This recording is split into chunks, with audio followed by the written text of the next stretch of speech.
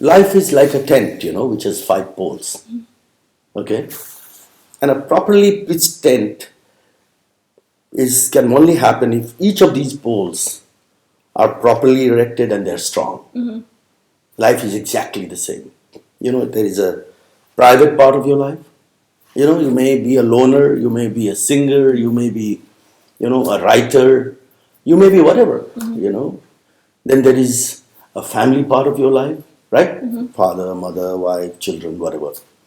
And then there is a social part of your life, which is a larger sort of a section of the society with whom you mingle, maybe because of you are your business associates, or if your audience, or your, not audience, business associates or friends, or relatives, little distant relatives. And then you have a public life. Public life is this life, right? Absolutely.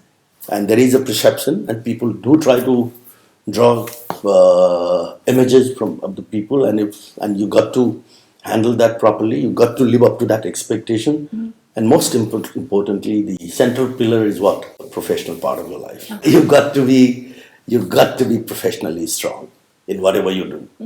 And I think that keeps the family together, that keeps friends and public perception, everything together. But that's not the only thing that you should be living for.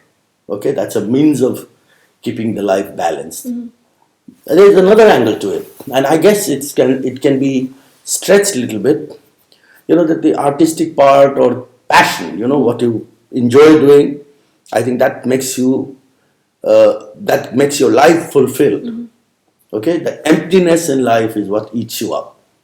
Okay, but there is another angle to it, is spirituality, and that's what I've learned after I came closer to my guru, Sri Ravi Shankar of Art of Living. There is a spiritual journey to life.